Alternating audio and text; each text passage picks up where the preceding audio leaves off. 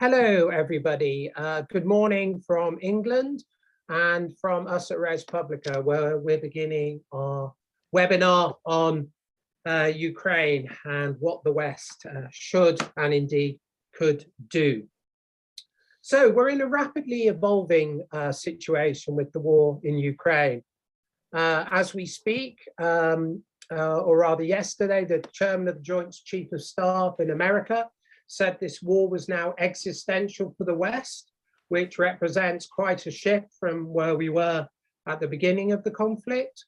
The British Foreign Secretary has aligned British war aims, if I can call it that, almost directly with those of Ukraine, pushing Russia back out of Ukraine to the pre-2014 borders. This is remarkable, and this is a remarkable shift from where we were at the beginning of the conflict, where, if I may caricature it falsely, but not too falsely, the West was in a hurry to leave its embassies and predicted that Ukraine would fall in 48 to 96 hours. And essentially, Russia's conquest of Ukraine was a done deal. Anyway, thanks to the Ukrainians, that isn't a done deal. They've held Russia, and the West has gradually become further and further engaged and committed to the success of Ukraine in its endeavors. From the perspective of Russia, the latest analysis seems to suggest they're digging in for a long and protracted war. There's genuine fears about higher levels of mobilization. There's a sense of how long that could take.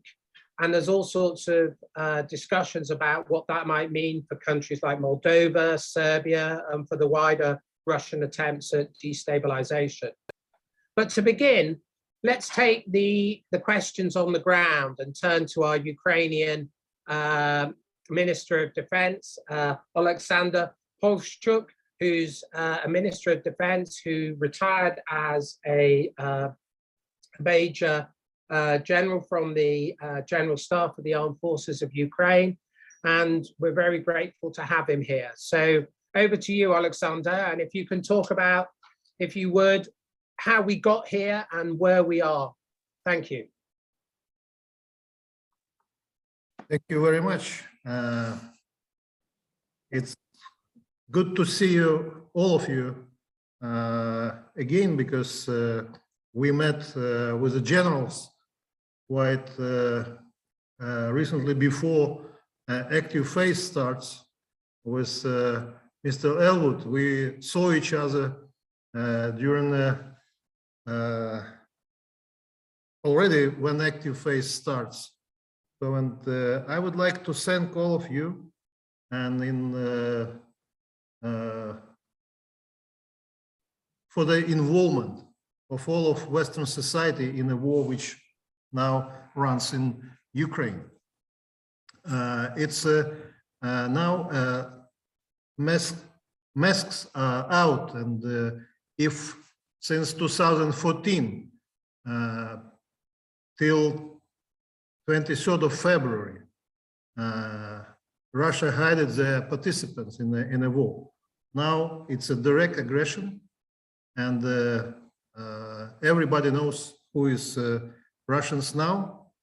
And well, it's not surprising that after fail of Russians in the first 3 days, they are now raising the question, or they declared that they are fighting not with Ukraine, they are fighting against US dominance in Europe.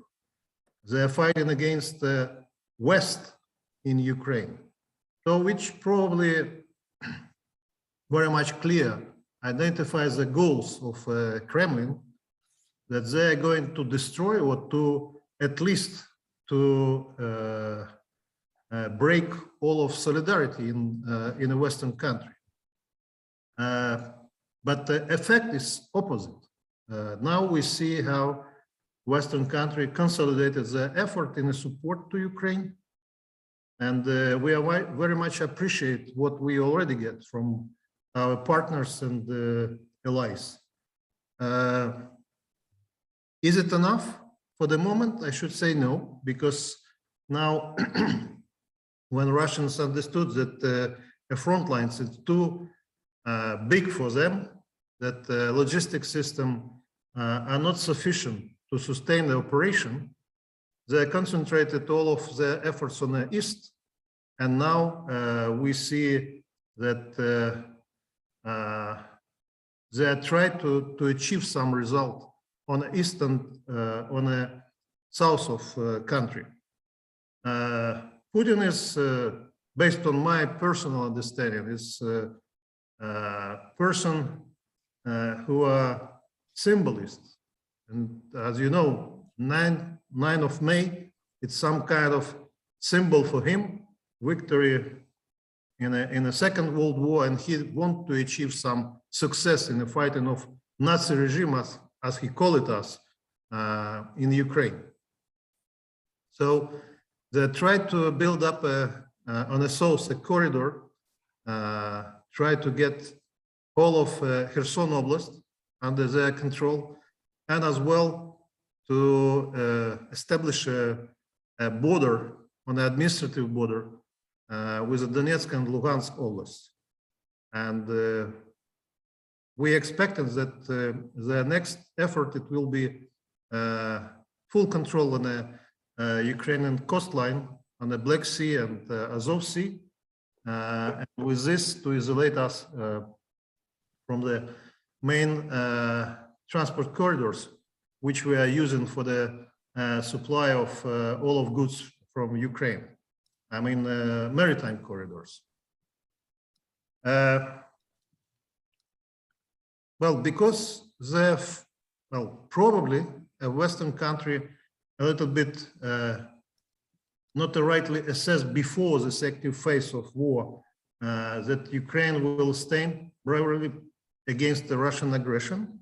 And it's why in the first days or before this full invasion, we receive only man-portable devices like anti-tank and air defense systems, because, well, maybe it was an assessment that Ukrainian armed forces will be disbanded in the first 3 days, and later on it will run like a guerrilla war. Now it's a regular offensive operation, and I very much appreciate that countries decided to provide a heavy equipment for us, like 145 millimeters howitzers, supply ammo for this, artillery systems.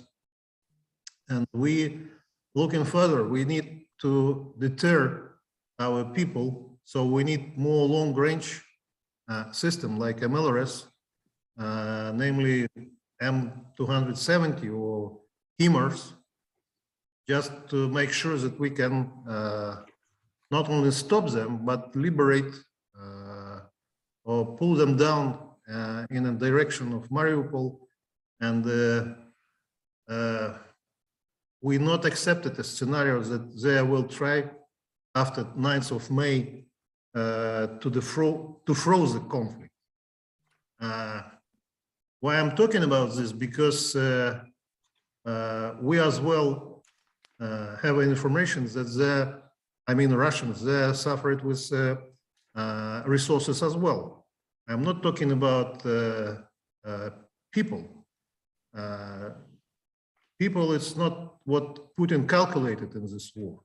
He calculated number of rockets, rocket system, artillery systems, something like that.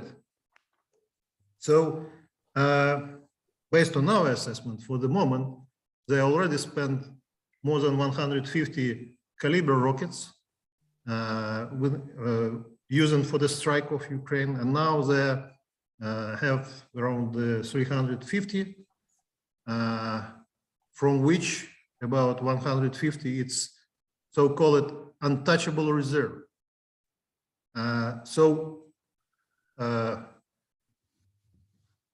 I personally expected that close to the 9th of May or in the middle of May, we will see pictures and that Russian will try, to be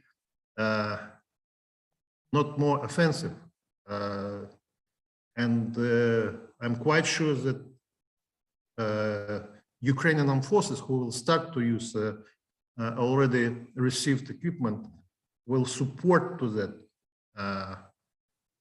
But we are not going to stop, I should say. Oleksandr, if I may, if I may ask a question of clarification. So there seems to be two options open for the Russians. One is to achieve a 3-to-1 superiority and push forward now. Do you think you've got sufficient resources to counter that? And then that leads to my second question. How far off are you in terms of equipment to be able to counterattack in this long gap between, say, if Russia does mobilize, they're probably 9 months to a year at least from achieving mobilization. So you have a window of opportunity. How big is your current equipment or capacity gap to resist a Russian advance now and indeed to counterattack?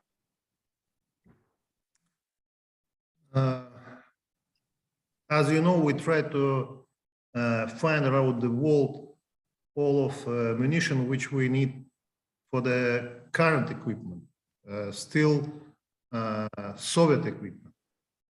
We are very much appreciate what our partners did in a support to finding all of this stuff. I mean, first of all, ammunition, but all of resources in the world which is available for us or for the partners are limited as well. We have countries who are not support to us, I mean, politically, first of all, but a trick is that they have in the storages unnecessary equipment. So we can reinforce our forces only with not very much modern, I should say, but with Western equipment like howitzers, like MLRS, like coastal defense system. Do we receive sufficient number for the moment? I should say no. We're still looking for some political decision, especially for the MLRS system. And I suppose that receiving such equipment, it will be very much helpful to counter Russian offensive operation, which now they are conducting. But definitely it's not enough to conduct from our side counter-offensive operation and liberation all of this territory which is now under occupation. Understood. Thank you very much.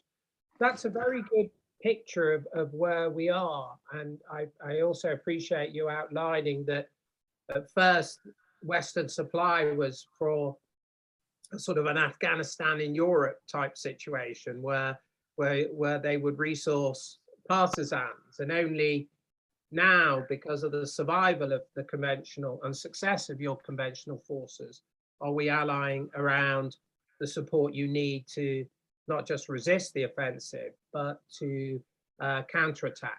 Okay, let me turn now to General Phillip Breedlove, who has joined us. He was Supreme Allied Commander Europe for NATO.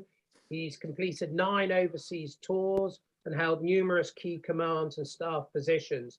These include Vice Chief of Staff for the US Air Force and Vice Director for Strategic Plans and Policy, as well, of course, as being Supreme Allied Commander. Philip, over to you. Okay, first of all, Philip, thank you for having me. And it's really good to be on such a distinguished panel with people I see and respect all the time.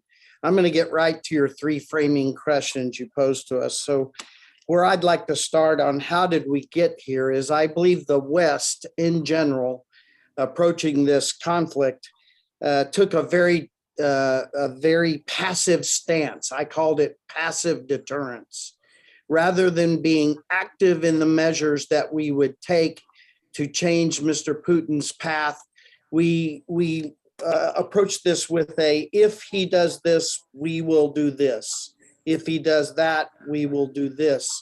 And so even in the midst of that, then we ceded the initiative also to the enemy. In other words, we set ourselves up to react to the enemy rather than having the enemy react to us. So the great thinkers, the old dead guys we study at War College, Clausewitz, Jomini, Sun Tzu, tell us that we should deter the enemy and not allow ourselves to be deterred. And we should seek and gain the initiative so that the enemy reacts to us rather than us to him. And in this conflict so far, we've got that backward. And now we have a hard row to hoe to try to get in front of both of those problems. Your second question was, where are we now? I'll let, I think Oleksandr made some great remarks about how the war is going on the ground. I'd like to start off with policy. The good news is we see policy changing. Our policy was also very passive up until just maybe in the last several weeks. We are now in the United States and some other NATO capitals talking about winning this war rather than supporting the Ukrainians as they fight. And so that's very important that the leaders of our nations have decided that we now will seek and do those things that seek to win. And I love the way the Brits have said it in the past day about going back to pre-2014 borders. This is a big statement, and I think that's important.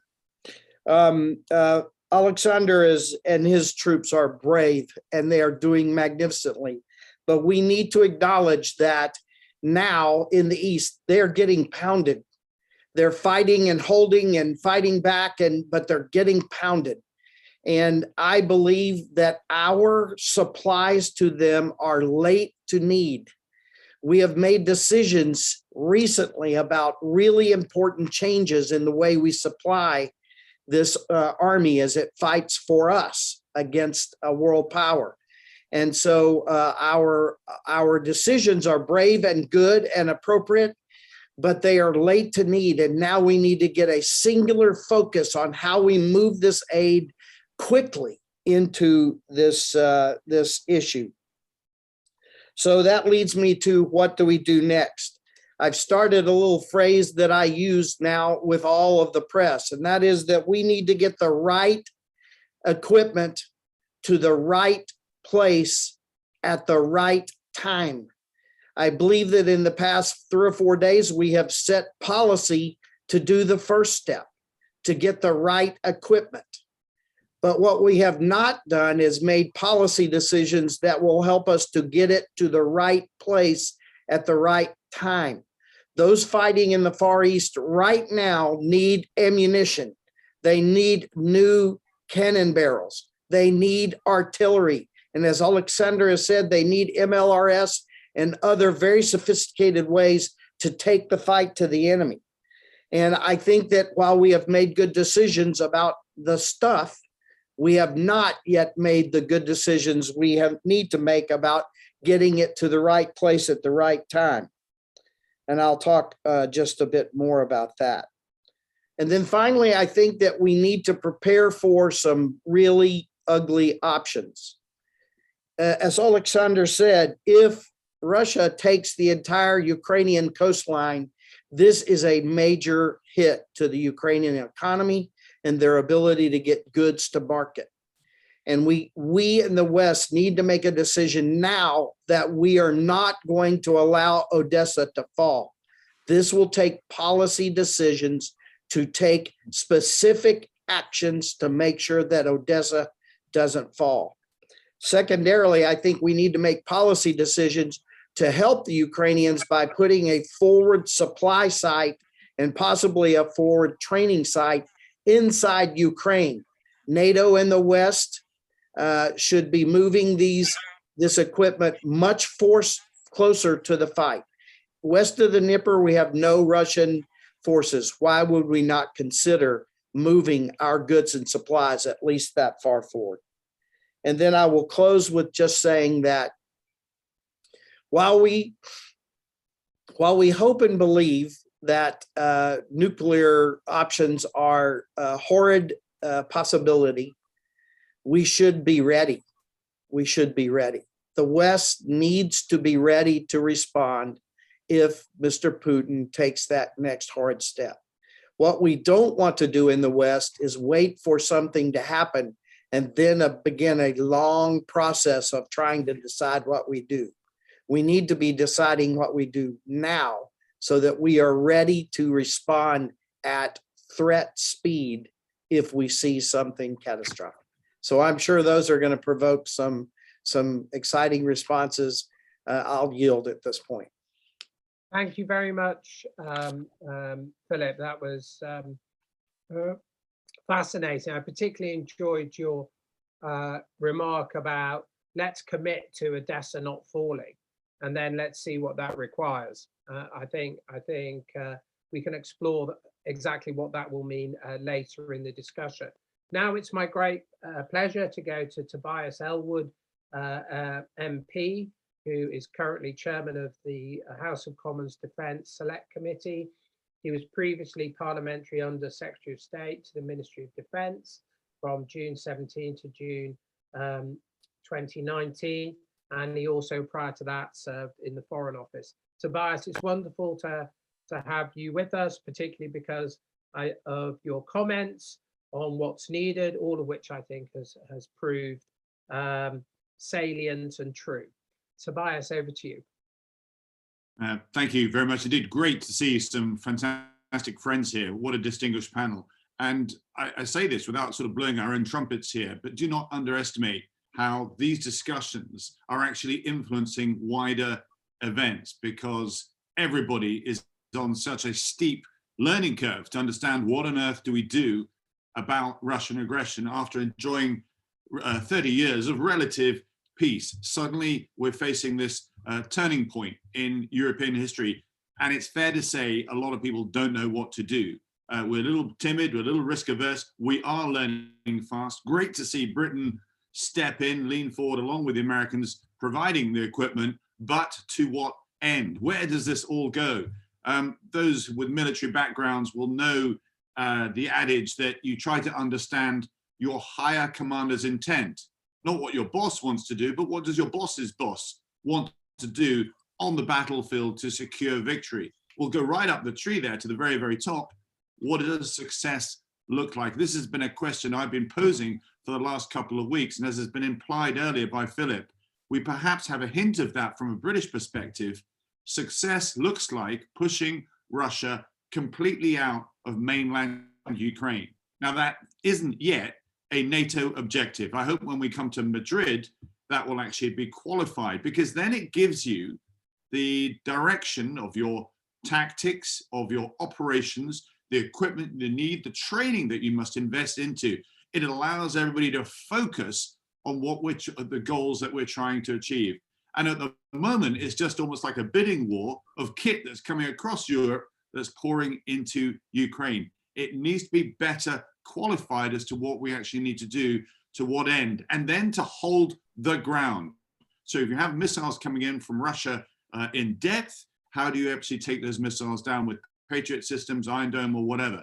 All this needs to be clarified. We require a strategy. And right now, I'm not sure what that strategy is. Like I say, we are learning fast, but there is also a bigger picture that we need to understand. This is something that I try and do from a British perspective. MPs, in fact, in Europe as a whole, our thinking cycle tends to work in elections. What do we need to do to win the next general election? Those in authoritarian regimes think in decades. And that's what we now need to start considering as to what's actually happening here. Because what is Putin's wider intent? Again, we're just picking up. This is a lot more than about Ukraine, but about a determination for Putin that's been planning this for a long time to expand his sphere of influence. He's still angry after losing the Soviet Union, he still wants to get some form of revenge so he can actually advance his sphere of influence into the Warsaw Pact, the old Warsaw Pact countries. But then what sits behind Putin himself, and this is something I'm not sure that has actually been considered too much, and that's the fact that you actually have a turning point in our spheres of influence across the world, because I believe there is an axis that's developing between Russia and China. Both have a disdain for the West, both dislike Western scrutiny into their domestic affairs, like human rights and so on. Both feel threatened by the current international rules-based order. So if we call for more democracy, if we call for more transparency and accountability, that actually affects the elites in Russia and China. And I think we must, recognize that China sees Russia as a strategic partner in dismantling the current liberal world order. And this, what Ukraine is happening now, is exactly the start of that, of our world splitting into two dangerous spheres of influence: the West versus a China-led sphere of influence with Russia in support. In my view, this is the Thucydides trap playing out. This is this Graham Allison's approach. I'll go further to perhaps into phases of the trap itself. Phase one is the recognition and acceptance that a great power's long-term trajectory is on course, in fact, to be contested. This is the American. We know that in our lifetimes, China will be more powerful economically, technologically, and indeed militarily. But how does America come to terms with that? And that's phase two, the confusing phase of the incumbent, in this case, America or the West. And we don't really have a strategy in place. But what we do is start to criticize the emerging power of China and indeed Russia. And of course, you have bystanding nations forced to choose sides. And phase three is the start of more hostile, aggressive activity. And that is what's happening in Ukraine right now. And the growing powers grow impatient with following the old rules. They want to start asserting their new rules. Phase four is the acute storm, the epoch battle, if you like, which sees the newcomer assert its authority. And the final phase is the new status quo, perhaps confirmed with the treaty. We saw this with Westphalia in 1648, Utrecht, Vienna in 1815. Sorry to give a bit of a history lesson, but I just think it's important that all leaders recognize this is not just about Ukraine. We need to step back and think what Putin is trying to do and where China might go with Putin in support. So Moldova, if we are serious about that, let's get NATO troops into Moldova now, as we should have done prior to the Ukraine invasion that I actually called for, and I think some others did as well. Finland and Sweden, get them into the NATO umbrella now, today. Let's think bigger picture. These are the things I hope that will be addressed at the forthcoming Madrid summit for NATO. Patrick, thank you very much indeed. Well, I thought that was fascinating from Tobias. I mean, he raises the very important point that something's been awry with Western strategy, that we've managed to ally our two great enemies in China and Russia. That's got to be one of the greatest geostrategic errors. We'll leave that aside, but nonetheless, that is where we are. And you also raised, Tobias, the thought that I did want to entertain, which, what could we have done differently? I think the reason why history matters is it allows you to entertain the counterfactuals. And your idea of moving troops into Moldova is a very pertinent question, because it allows us to think, what if we had actually offered more to Ukraine at the outset? Could this all have indeed been prevented? Would this have been a red line? Would it not? I also think you raise very important questions about Russian motivation. From having read Putin's speeches for some time now, and Russian philosophy, I think it's very clear that this war is much more of a civilizational war, as they see it, than conventional accounts would have. It doesn't mean conventional accounts are wrong. It just means they're insufficient. he really regards the priority of his legacy to prevent an anti-Russia, as he calls Ukraine. And I think that's quite important for trying to assess his motivations, RE, the other former communities of the wider Russian polity. But we will get to that later. So it's with great pleasure that I now turn to Professor Patrick Porter, who's Professor of International Security and Strategy at the University of Birmingham. And I asked Patrick to join us because I've been reading him for years, and I really value his take, is because Patrick is very good, I think, at outlining the policy consequences of the positions we take and what follows if we take those positions. So Patrick, if I may turn to you and ask you within my framing questions that you don't have to abide by, but roughly, how did we get here? Where are we? And what might we do next? Or rather, thinking of how you approach the questions, what are the consequences of what we might do next? Over to you, Patrick. Well, thank you, Philip, and good morning, everybody. And this is obviously a very grave hour in our history, and I appreciate the chance to contribute. As the political scientist Dan Dresner said recently, Russia invaded Ukraine thinking it was Athens invading Milos, but it turned out it was invading Syracuse. And why did it do this? Why are we here? Well, I would say it thought it was invading Milos, but that a Milos that was becoming a hostile base for its enemies. And it did what large aggressive powers do when they fear encroachment on their doorstep, doing it more brutally than most. But it also did so out of a nakedly imperial view of Ukraine, that Ukraine essentially didn't exist as a nation, that Ukrainians would turn out under pressure to be Russians in disguise. And it's now taken aback at the scope of its miscalculation. I'm not sure this war was easily preventable. There are very powerful arguments for saying that it would have been better to arm Ukraine much more beforehand, but that might have also attracted an earlier Russian invasion, fearing the future. And if there was an error, for me, it's not so much that the West was either too weak or too threatening, but that it was neither. There was a kind of fatal dalliance with Ukraine, where, to be blunt, I think we led Ukraine on, giving just enough help and solidarity to encourage the idea that it could join the West and the Western security community, but also doing just enough to increase Moscow's fears and to excite Putin's bigoted view of what Ukraine is. But since then, Ukraine, with Western help, has inflicted attrition on the invader. It's thwarted the aggression and it's won the Battle of Kiev, which is an historic achievement. But the signs are now we're moving into another dangerous chapter, where Russia itself is perhaps on the brink of mobilizing, where the violence is going to intensify. And we could be in for a long, hard grind punctuated by dangerous spikes. So this is Ukraine's country. They get to make decisions for themselves about what they want. But we must also make decisions for ourselves. After all, we are now invested in the conflict. And in the first phase of the war, what I feared was a rapacious juggernaut that would devour its neighbor, and then that would increase its appetite.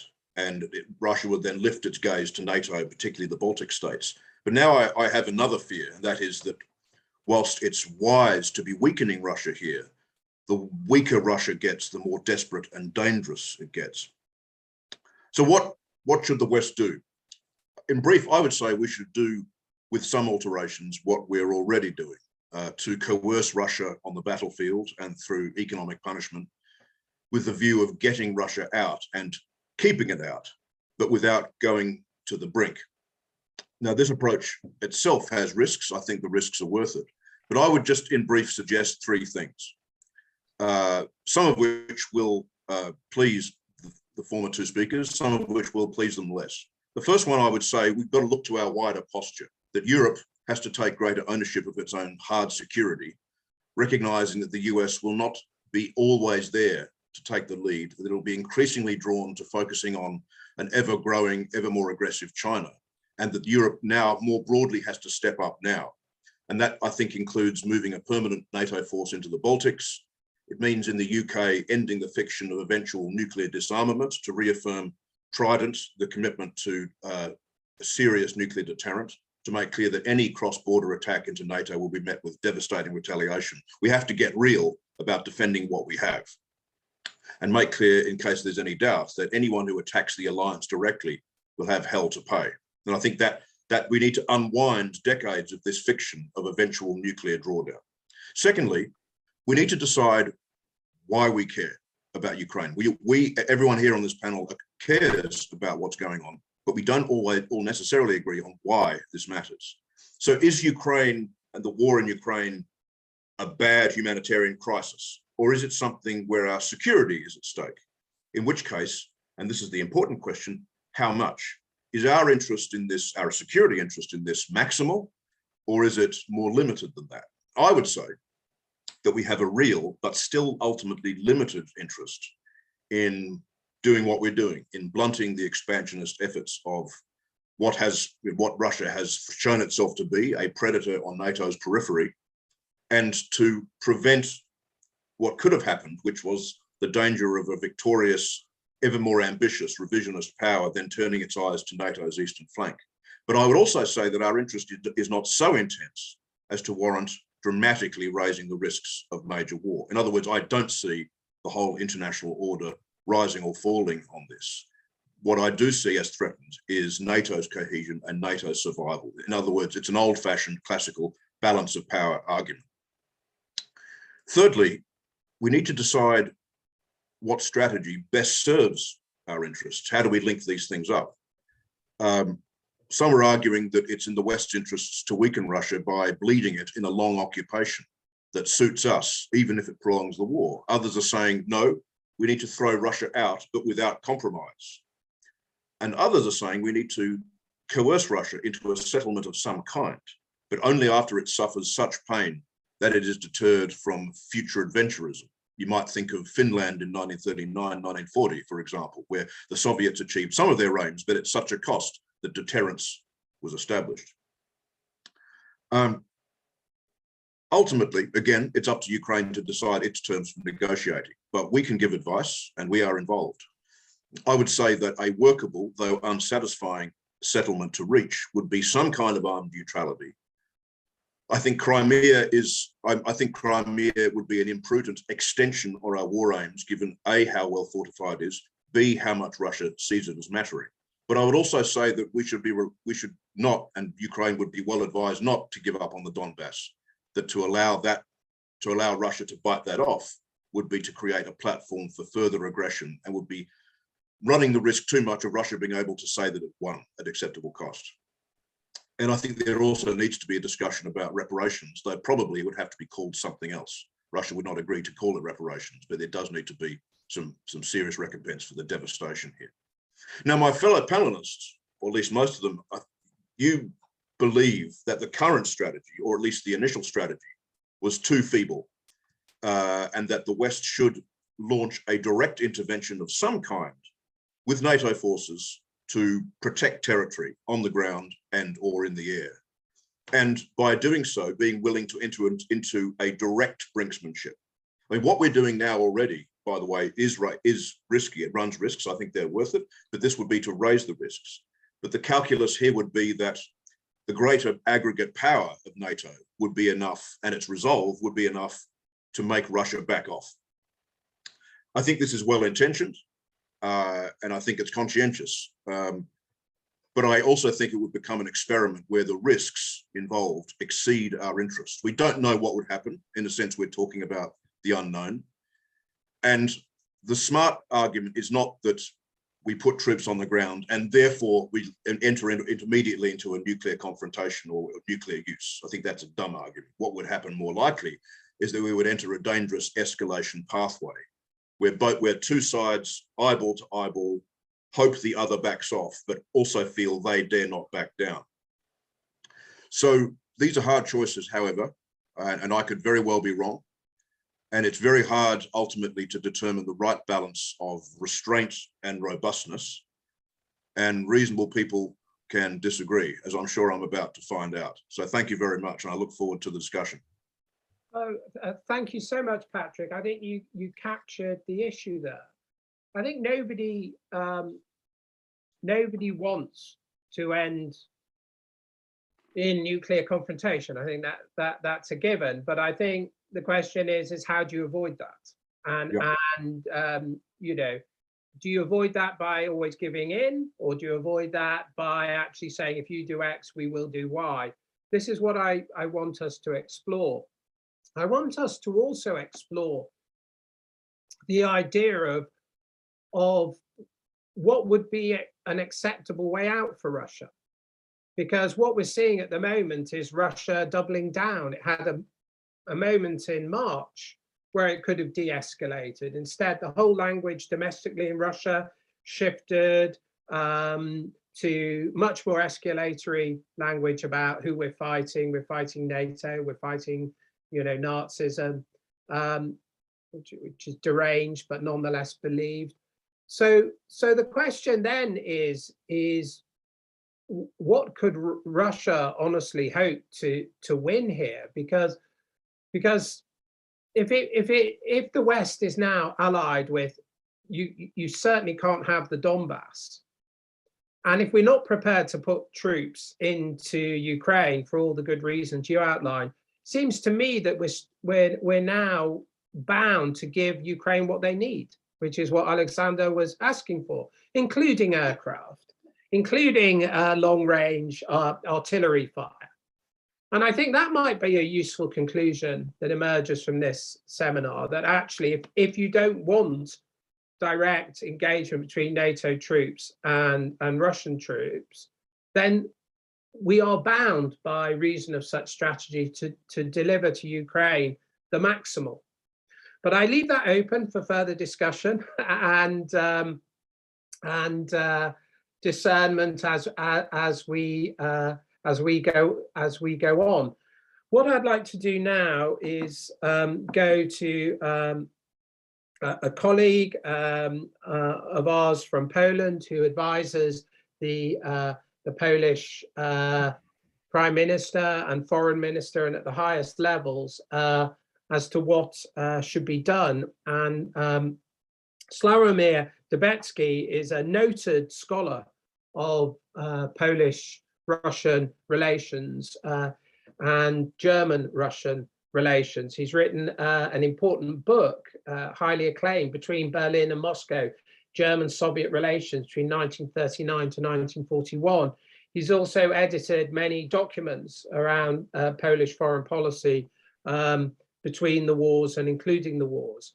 And so I think it's fair to say that the immediate discernment by the Poles that this was existential for them and the fate of Ukraine was bound in by their own fate would be something we'd like to hear. I think, I think the performance of the Poles in Europe is exemplary, and only really Britain comes close to it, and you're closer to the actual conflict than us. Anyway, he's also chair of a very important Polish think tank, PISM. So Sławomir, over to you, my friend, to tell us the Polish point of view as to how we got here, where we are, and what we might do next. Thank you, Philip. It's always a pleasure to be a part of the dream team, and I belong to the church of those who believe that there was only one dream team in basketball history. That one will play in Barcelona Olympic Games. So I don't want to distribute role between Michael Jordan, Karl Malone, or Magic Johnson among us, but still, thank you very much for having me. So let me start from very basic thing. If there is one thing we were wrong about Russia, is that we shaped our policy towards Russia we wished to have, not the one which actually existed. Then, because of that, we try to find confirmations of our wrong assumptions. So we didn't hear what actually Putin and Russia were saying. So that was the first mistake we made. If I can point out one example, well, the Bucharest summit, Putin said at this forum that that Ukraine is not even a state, that it is a superficial entity, and we didn't listen. We did believe that he raised his concern against NATO enlargement, not about Ukraine, not about Ukrainians. And I think this first point should be made, that we were wrong about Putin, about his assessment of Russian history, and we didn't listen to what he had to say about Ukraine. So the conclusion is that we should listen to what they are telling us now, and we should get Russia right. So that's the first lesson. Now he moved to the conceptualization, strategic conceptualization that Ukraine actually is anti-Russia. So he had an ultimate aim of his policy. He cannot strike a kind of the ceasefire with anti-Russia, or a kind of the middle ground solution in this war, allowing a part of anti-Russia to still exist. So we have to also understand that Putin's ultimate aim is to destroy Ukrainian statehood. Now, what's our stake in this game? Definitely, Putin is saying that the security arrangement that was established after 1989 is also anti-Russian. So we have to also draw a right conclusion that NATO, European integration, peaceful Europe, is against Russia's interest. He arrived at the conclusion, I don't know, in 2014, maybe 2019, that actually he cannot negotiate a new settlement in Europe without using force. So our skin in the game is to not allow Putin's Russia, to win a war over Ukraine, not to allow them to overrun Ukraine. As you know, Poland is the only NATO country neighboring both countries at war right now, Russia and Ukraine. So, and we are responsible for maintaining our credible deterrence on NATO eastern flank, and we are also responsible for defending the NATO eastern flank. And there is a bipartisan understanding of this in Poland. There is an overwhelming public support. We are going to invest in our defense because of that, because of our sense of the responsibility. And we are also very much,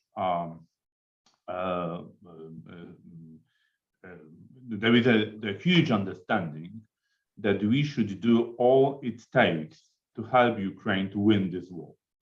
So what I'm saying to Polish interlocutors, in various corners of the government, is that we should not be afraid of winning a war. We are talking about strategy. The basic sense of the strategy is that the basic, understanding of the term is that it is the art of winning wars. So actually, we should draw the conclusion from this, from the very basic understanding of the term, and we should try to answer the question how to help Ukraine to win this war. And there are numbers of issues which can be done. I fully agree with Phil and he was when he made the point that actually there is a policy shift in Washington now. I think that the credit should be due to where we should be given when it's due, and the Biden administration actually did a splendid job in deterring Putin before the February, before this aggression. So there was a clear, well-shaped, well-thought-over policy to tell Putin that invading Ukraine is a bad idea. All this intelligence sharing was excellent. Uniting allies was also excellent. Preparing the sanctions policy, telling Putin that if he invaded, that would be a new Afghanistan for him out of Ukraine, and Poland would be turned into a kind of the Pakistan of new Pakistan that time. So that all these anti-tanks, anti-aircraft weapons would be supplied. So everything was shaped and delivered in good way. The problem with this policy was that it was not enough to encourage Putin to give up his aims on Ukraine. So after 2 months now, we are, I think, approaching to the moment when the Biden administration is adopting the policy of helping Ukraine to win this war. That we are starting to deliver, much more powerful hardware. I think the next thing we should start to do is to train Ukrainian troops to operate Western NATO weapon systems. Now we are in the moment when we supply them the post-Soviet ones. I mean that is the easiest thing to do. We can use what we have in our laboratory, in Poland, for instance. We can ship them our tanks, our aircrafts, missiles, and ammunition. But I think we should prepare already, first ourselves and then our Ukrainian allies, to use more advanced weapons which do have in our disposal. That's the first thing, because if this war, which is going to last more than 2 months, and probably by the end of this year, Ukraine will be, will need more advanced weapons. So there is absolutely urgent need to start them train on these systems now, to prepare them to, for using it by the end of this year. That's one thing. Second, Russia is afraid of being engaged with confrontation with NATO. We are very dangerous people, and we have to use this perception of their lives. We ship to Ukraine, just actually few things we have in our disposal, light weapons, and nothing really serious. We can ship very serious stuff there, and this stuff which can make a huge difference on the battlefield. So I think we should use this eventuality as our political tool in talking to Putin and talking to the Russians. We have to shape this policy in credible way. So we should start shipping some of these weapons to Ukraine to create a bargaining chip. Second thing, I fully agree with, I don't know, Tobias who said that Moldova can be used as a kind of the policy tool in our hands. I fully agree. It's, we can already say that if Moldova is somehow treated by Russians, we can establish no-fly zone already there. There is not it is not a conflict zone like in Ukraine. We can absolutely send our capabilities, and we can deny Russia of turning Moldova into yet another war zone, and we can do it now. We can. My proposition is to use political and military tools in our strategy to deny Russia success over Ukraine. We should not afraid of winning. We should not afraid of Russia's losing this war. And we should create as credible policy leading towards Ukraine's victory as we were credible about deterring Russia before the war started. And I stop here. Thank you so much. Much to discuss. I think that reading some analysts' work, I'm thinking of the recent Rusi paper, they argue, I think correctly, that Russia is preparing already two offensives. The offensive, such as it is, that is beginning now, and then a summer offensive, where they'll retain their conscripts and get another 185,000. And also, it's very clear that Russia wishes to widen the war, which is good strategy from their part. And Serbia is a clear target to reignite aspects of the Balkan conflict.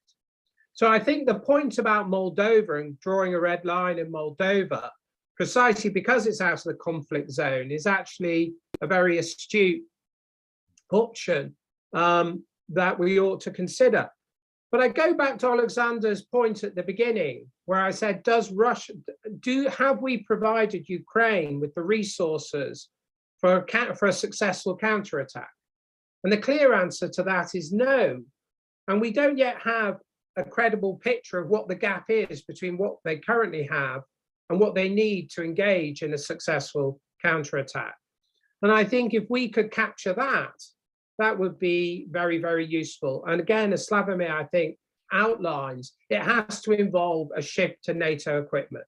It has to involve a shift to the most serious forms of long-range fire that we have and can deploy. And it has to involve a shift to aeroplanes. There's no modern conflict that I know of where air superiority doesn't play the decisive role.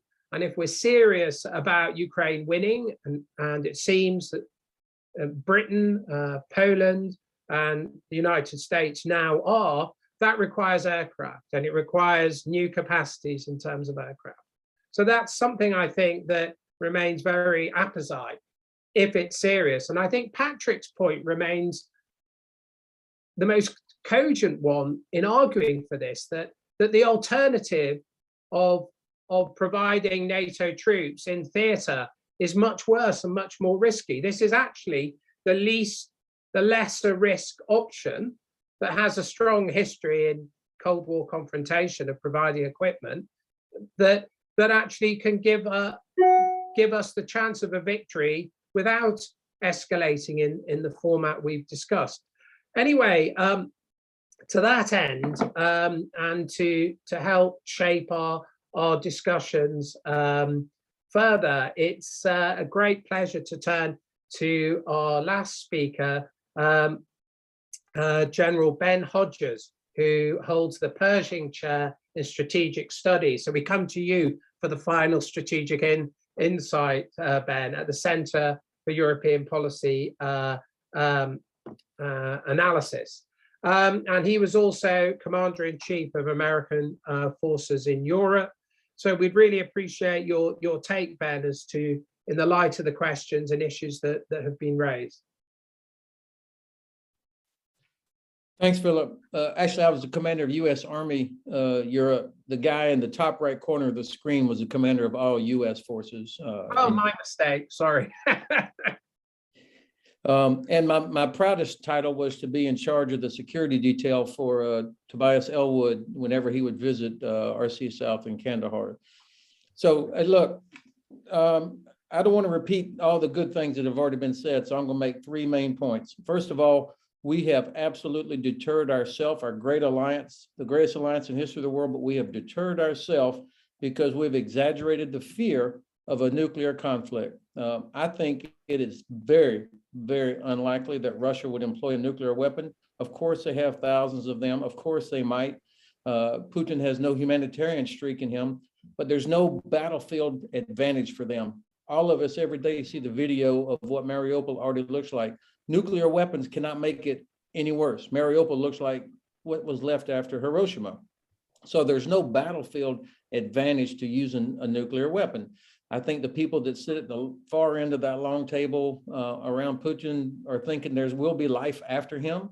And I don't think they want to be associated with this. But let's just say he decides to use nuclear weapons in some place. I have to say it like this. So what? This is not going to be, I think the image that people have in their head of nuclear conflict is like that final scene on Dr. Strangelove or something like that. In fact, it's going to be a lot less than that. And so we should already be communicating to the Kremlin, and I bet we have, that if he were to employ any size nuclear weapon, that we are going to fill the sky with F-35s. This is what the F-35 was designed for, in a 5-day air campaign that will obliterate any Russian forces, land, sea, or air, that are anywhere inside Ukraine, to include their Black Sea Fleet and Sevastopol. We need to be very clear about this. So our listeners, and I think most people do understand that a nuclear strike does not necessarily have to equal a nuclear response, but there are so many other things that we can do. For sure, we should have nuclear responses prepared for the president to think about, but there's so many other things we can do. US and British cyber together could wreck everything that Russia has in an offensive way. There's so much that we could do, and I think the Russians probably do know that. So we need to think about that. And our alliance, when we meet in Madrid, needs to talk about, have we deterred ourselves with so much emphasis on unity? Have we lost the ability to stop things happening just over the border? We did it successfully in Bosnia in 1995. Secondly, war is a test of will and it's a test of logistics. I think Russia is hollow. It is so rotten on the inside. Their military has been exposed as a total fraud. Their economy is going to be in tatters for years, and very poor strategic decisions by the president of the Russian Federation to turn off gas for Poland and Bulgaria is only going to accelerate the movement of nations away from Russia as a source, and also away from carbon-based fuels as a type of energy. So this was, I think, a big mistake by the Russians, and they're going to regret that in a little while. So what am I saying? I think that we're about 5 years away from seeing the beginning of the collapse of the Russian Federation. And so what we need to do is accelerate that. And that's why winning, the definition of winning, is so important. What does that mean? Number one, and here I have slightly, I'm going to try and straddle between the 3 or 4 definitions I've heard this morning. For sure, number one, pre-24 February, that no peace settlement of any kind should accept anything less than Russian forces back to where they were on the evening of the 23rd of February. That's number one. Number two, a long-term commitment by all of us to the full restoration of Ukrainian territorial integrity. That means Crimea and Donbass. Now, I separate it like that because I think in order to keep everybody together, there will be nations that will say, come on, that we're never going to get Crimea back. So let's separate it and instead do what we did in the Cold War. The United States, UK, others never recognized the illegitimate annexation of Estonia, Latvia, or Lithuania. So all of us have to continue to emphasize that the annexation of Crimea is illegitimate, and we don't do anything to allow any ship to go into any port of Crimea. So, I mean, on every facet of what Russia has done illegally, we cannot treat that as legitimate. And so we look for every opportunity to continue to push pressure until eventually the Russian Federation collapses anyway, and Crimea is restored along with Donbass. The third thing, I believe the numbers, who knows, probably certainly tens of thousands or hundreds of thousands of Ukrainians have been deported. I mean, Stalin would be proud of this. This is right out of his manual, to deport, to depopulate Ukraine. They absolutely have to be brought back. That has to be part of any sort of conclusion to all this. And then, of course, Russia unable to threaten its neighbors. I like Secretary Austin's use of the word to weaken them so that they can no longer, that means power projection is what we're talking about. They don't have the ability to project power. And of course, a Marshall Plan for Ukraine. Ukraine got left out of the first one because of decisions by the Soviet leadership. So we should liquidate the hundreds of billions of euros of Russian assets that have been frozen, liquidate those. The President of the United States has that authority, liquidate that and use that to pay for this Marshall Plan. My last point is, I agree completely with Tobias. It's about time for a strategy. We love Ukraine, we love the people, they're inspirational, but that's not strategy. The reason we care about Ukraine is because of where it sits on the map. And that means we need a strategy for the greater Black Sea region, which means we have to fix our relationship with our Turkish ally. And then when we've got that, we have all the geographical advantages, and Russia will not be able to threaten its neighbors anymore. Thank you.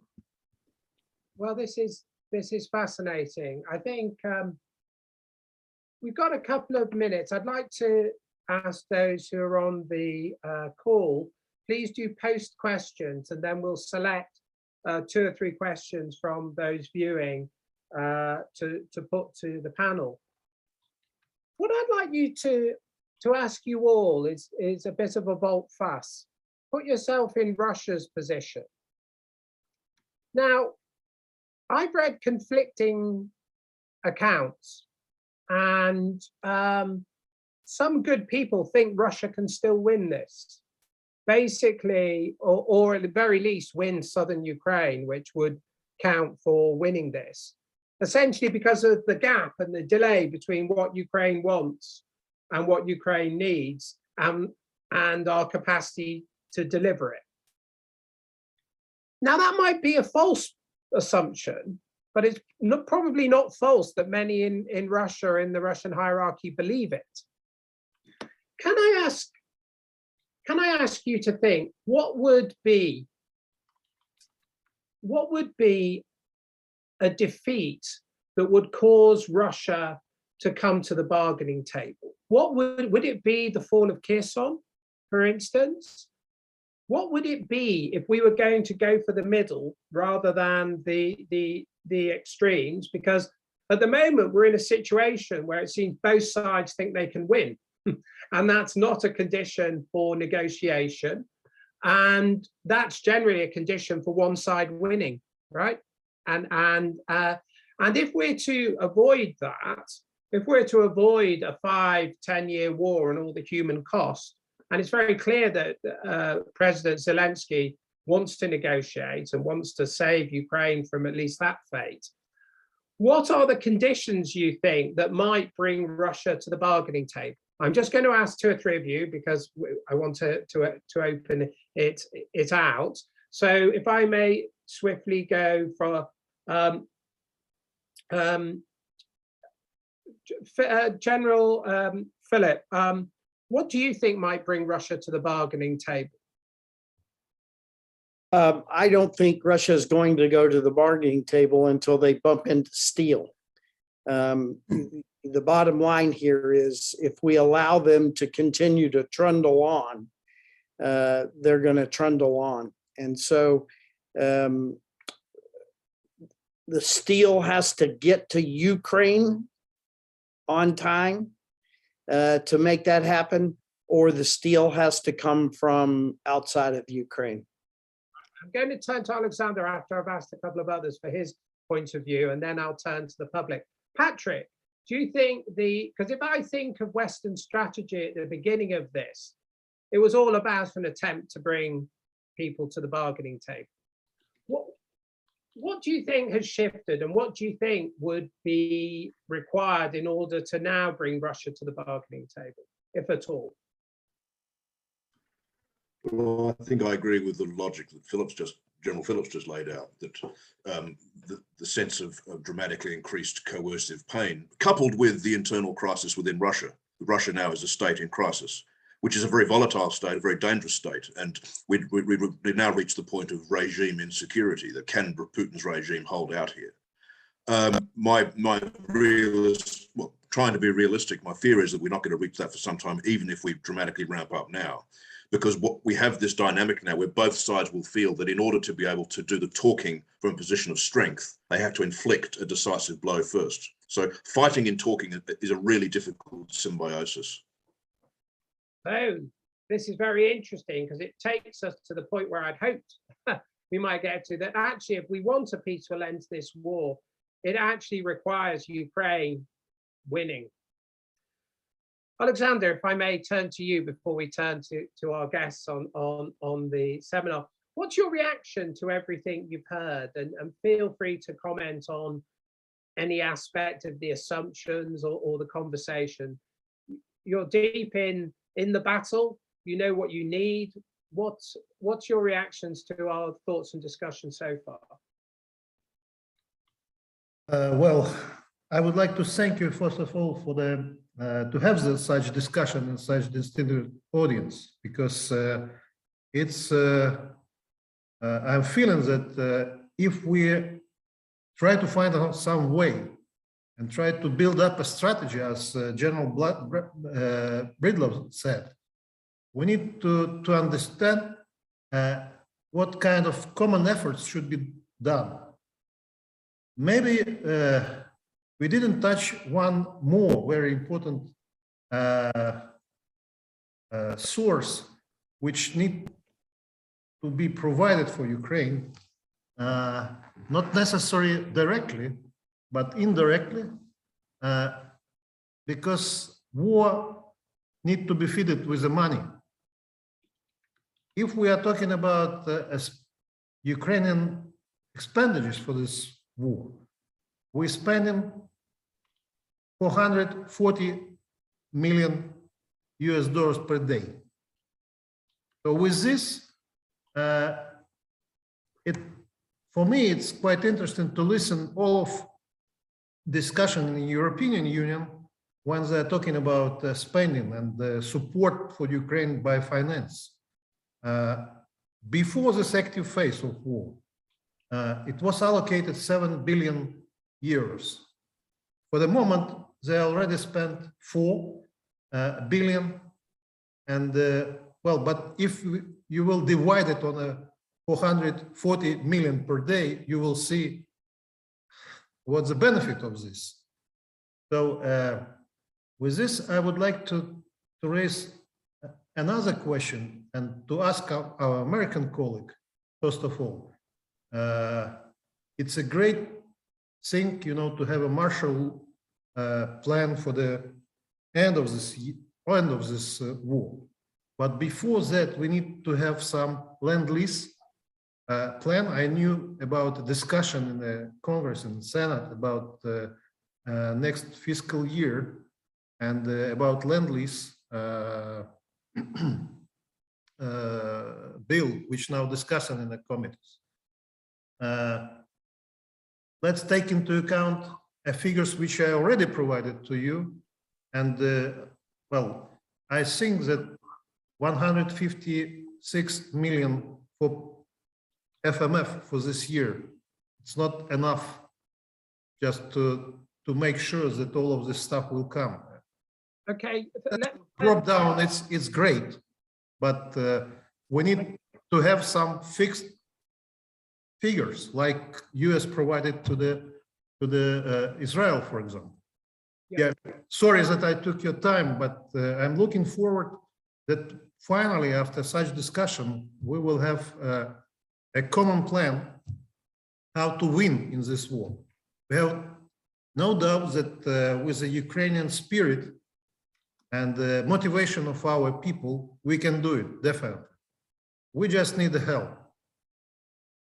And I think I think that's what we're here to try and capture. But first of all, if I can turn to Ben. Ben, can you just comment? I think this is a very good point raised by Oleksandr, that they need money and support now. Your thoughts on Lend-Lease and a Lend-Lease approach that could perhaps be universalized? Yeah, the Congress has actually been very supportive in a bipartisan. It's hard to find things where the Congress strongly supports things in a bipartisan way. This is one of them, and I believe we will see Lend-Lease or something like that taking place. And of course, I didn't mean to imply, Oleksandr, Minister, that we should wait until the conclusion before Marshall Plan would be implemented. The point is, I know that Secretary Austin and others are already talking about what comes next, the follow-on. So getting that in gear, because it will take some time to get started. Plus the legal processes to liquidate all of the frozen Russian assets will take some time. But this goes back to my point that I haven't been very compelling the need for a strategy. In the US, we've argued about Ukraine as if it was an island. And the height of the discussion was whether or not to give Javelin, and about Giuliani and Hunter Biden's laptop and ridiculous things like that. We've wasted so much time. Now is the time to have a strategy for the region. If we fix our alliance with Turkey, and they take on a more proactive role, there is so much more we can do to help Ukraine, Georgia. But because if we're just too focused on Ukraine, then we'll never get the policy decisions right, and you'll never get the kind of funding that's needed for a sustained. You use the example of Israel. How come we don't have an agreement like with Israel? Because that's a part of a regional strategy. To get that sort of funding for Ukraine, it needs to be part of a regional strategy that ensures the U.S. Navy and the Royal Navy are in the Black Sea all the time, that ensures we've got economic investment happening all the time. There's a lot to do, but it has to be part of a strategy. We need an Eastern European pivot. Right. What I would like to do is turn to Tobias and Sławomir, but I'd like to ask them to, I'm going to read out some questions from the audience, and you can choose, gentlemen, which one you respond to. So this is from Chris Hollins. So thank you, Chris. Chris said, I don't want to argue about anything that's been said, but I don't hear anyone talking about what the risks are, which are being faced by civilians on the ground. What impact will this have on civilians in the East? So I think a very important question that has really helped to direct military policy, the last 40, 50 years. Well, in the First World War, when the Germans shot Belgian civilians for getting in the way of maneuvers. Civilian deaths impact upon war. How can we make the centrality of civilians more pertinent and more important? So that's Chris's question. Then another question.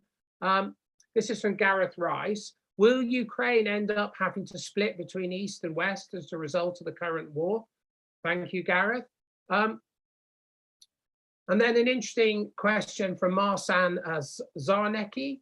How do you interpret the failed attempt of a larger offensive from Belarus? And what do you think their role will be in the future?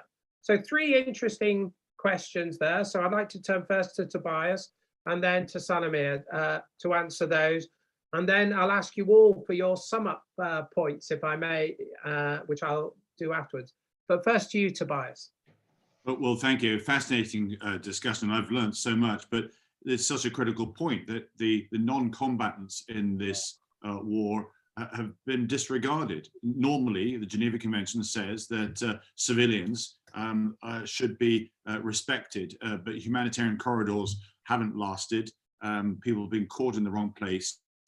And the timidity, I'm afraid, of the West to respond and stand up and support and react actually has allowed and given energy, I think, to Putin to exploit even further breaches in Geneva Conventions, in war crimes, and indeed in genocide as well. I mean, how best to control Mariupol if Mariupol doesn't exist? Because if you're able to obliterate it when peace might emerge, if you were to hold the ground, then there's no insurgency that's able to operate in Mariupol because there is no city. All these trains leaving with refugees, leaving Ukraine, going to the West, that is in Russia's interests every time a train departs.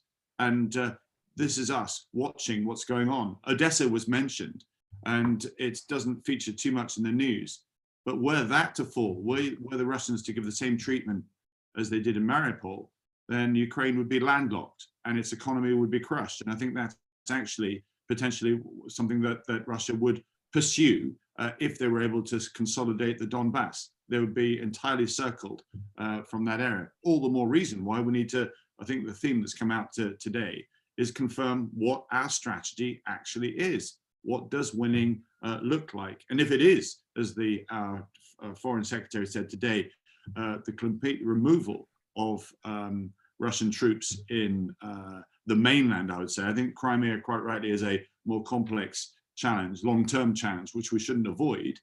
But then absolutely, we need to have that as that mission. So we then avoid the second part of this question, second point, which is the country splitting into an east and a west. Thank you very much. Sławomir. Well, I fully agree that causing harm on Ukraine, particularly attacking civilians, is a part of Putin's strategy. We should bear in mind that he defined his aim towards Ukraine as, ultimate destruction of Ukrainian statehood and Ukraine as a nation. So it leads me to answer the question whether it's possible for Ukrainian authorities to agree on, a kind of the middle ground deal with Putin, allowing Russia to occupy the whole country. And my answer is no, because these ultimate aims, and the way how Putin defined it, it would mean that the part of Ukrainian nation would be, exposed on Russia's genocidal, actually, strategy. So politically, it would be very difficult to agree on that. That's one thing. And another thing is the question about Belarus. Well, it's not only about policies and politics. I think it's much about geography and the terrain there. I've studied Polish general staff studies in thesis about the Polish region. So the conclusion was that actually this territory is unoperational, even in the summer, not to mention in the spring or the autumn.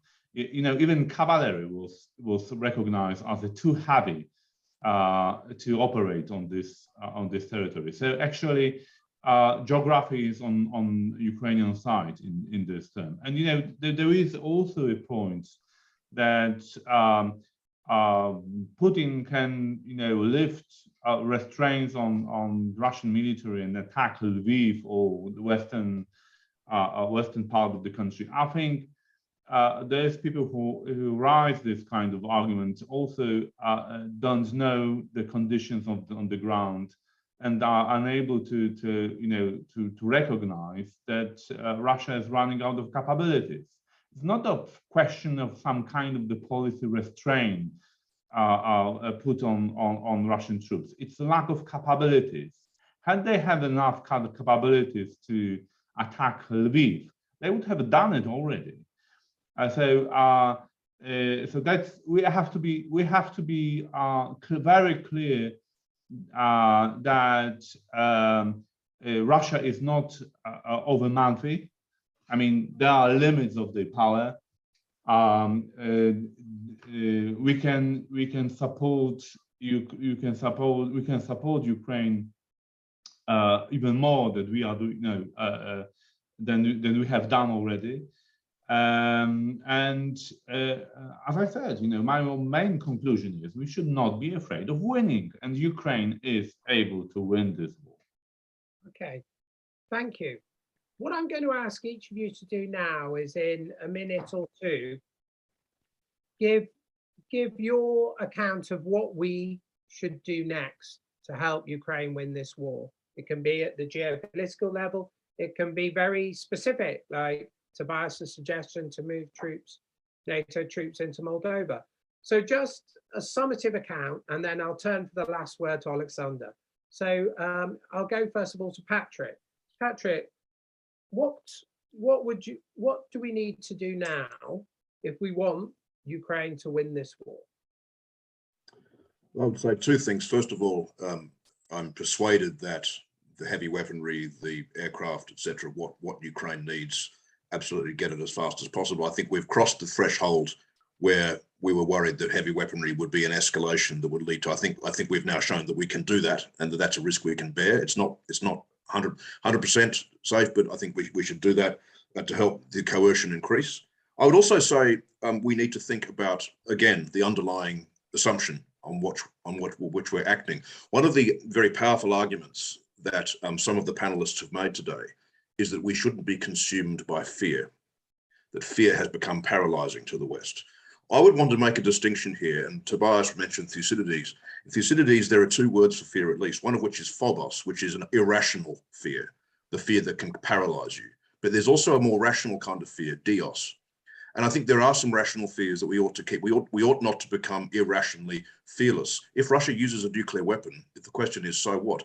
So quite a lot. If Russia uses a nuclear weapon, the pressure for a Western like response will be very hard to resist, which means we ought to still calibrate the right balance between doing enough to help Ukraine inflict coercion without doing so much that we go over the edge. But thank you very much, and I've learned a lot. Thank you, Patrick. I think just to prevent Ben having to repeat his remarks earlier, I think the point has been well made, not least by Ben, that a nuclear response a nuclear intervention doesn't necessarily require a nuclear response.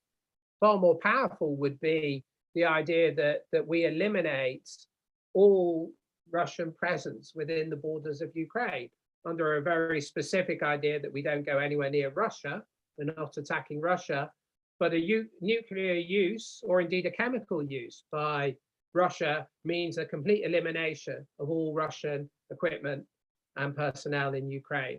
I think that's the type of response that we ought to figure, as General Phil has also spoken about. So let me turn to Tobias. Tobias, if I may, what are the 1-2 things that we need to do? I'm conscious of what you've already said, to help Ukraine win the war. Yes, I think there needs to be coordination in the West. I'd almost argue for a Casablanca type conference. I think there's a bigger picture here where we need to recognize and confirm what we believe in, what we stand for, what we're willing to defend. And just as Patrick was saying there, having done those calculations, risk assessments as to how we actually respond, because our timidity is being taken advantage of by Putin. He exploits fear. He actually respects strength, and we are getting stronger, but it does need to be calculated and coordinated. At the moment, Britain, Poland, some countries are leaning into this, others are more hesitant. It does need to be coordinated if we're serious about recognizing this isn't just about Ukraine. If we succeed in Ukraine, we succeed in defeating Putin. If we lose in Ukraine, if Ukraine loses, Putin wins, and this continues. European security then continues in this darker chapter, which could last up to a decade itself. So what weapon systems do we need to supply Ukraine?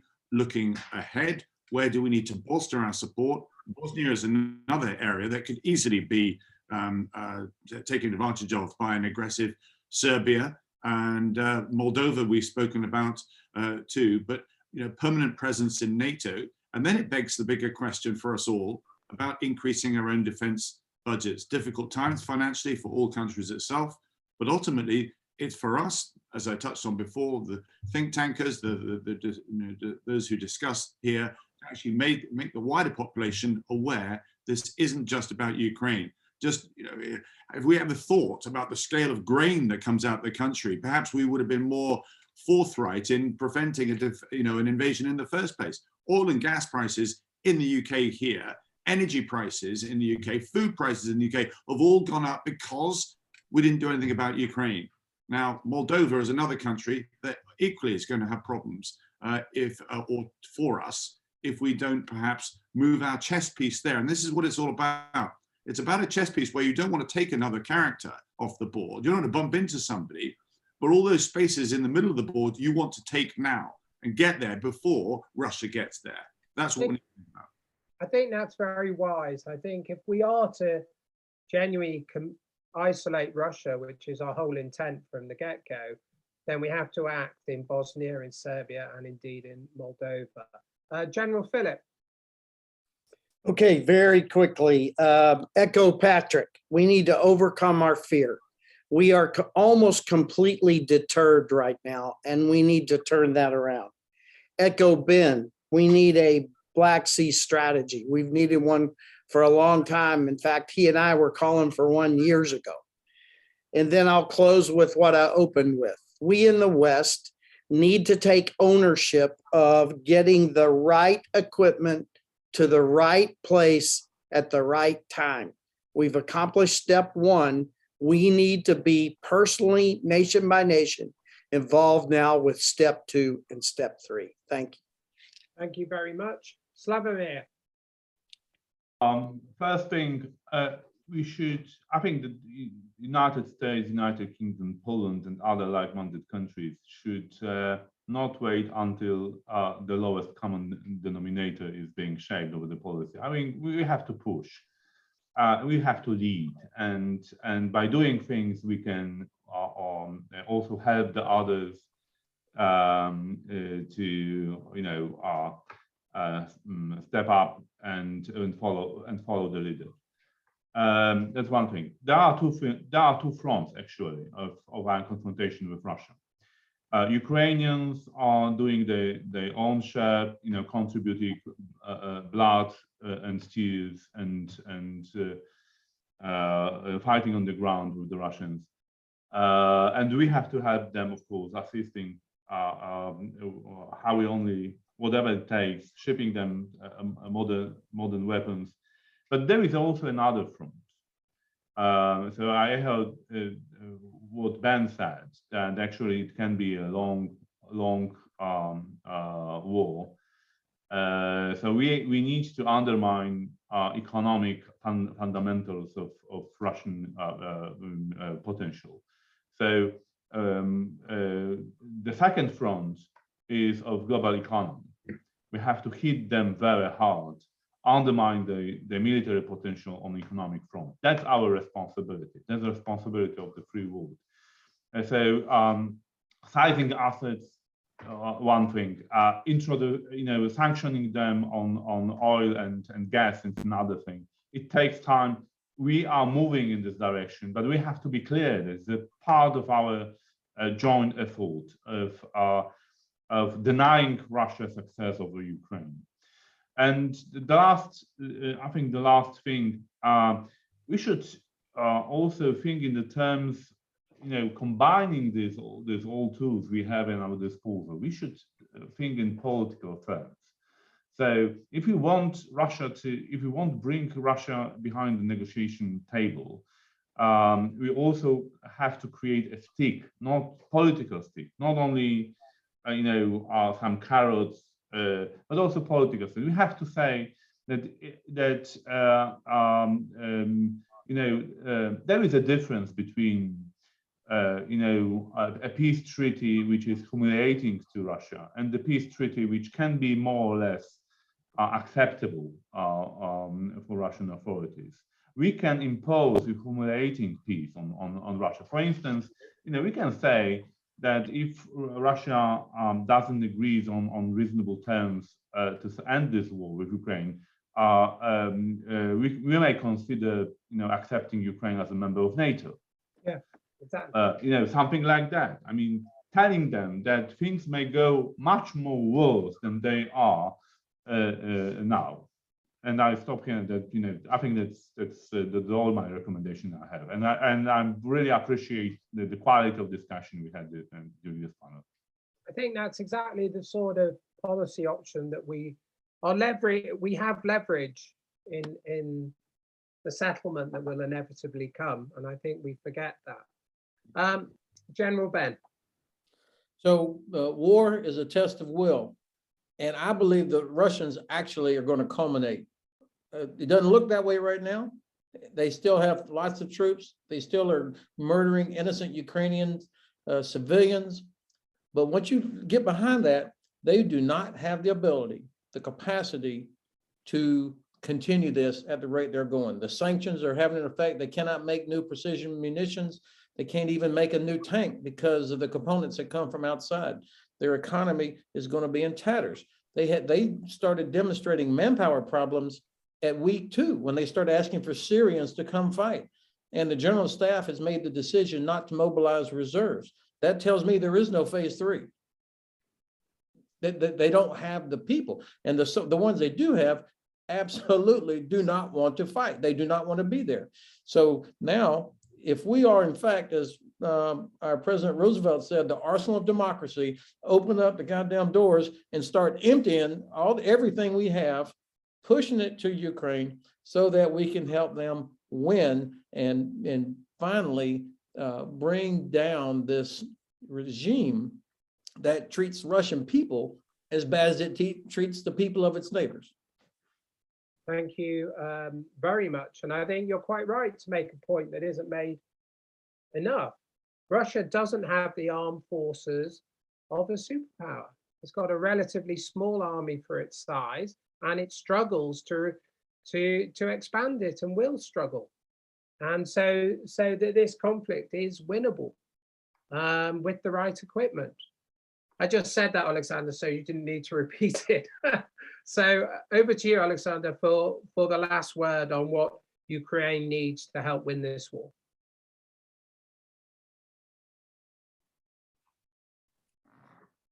Yes, thank you. We need to continue conduct a common effort. And just to continue a discussion about strategy, I would like to make some comments that the short-term strategy, it's maybe we should together make sure that Ukraine with the partners, with the like, can win in the war.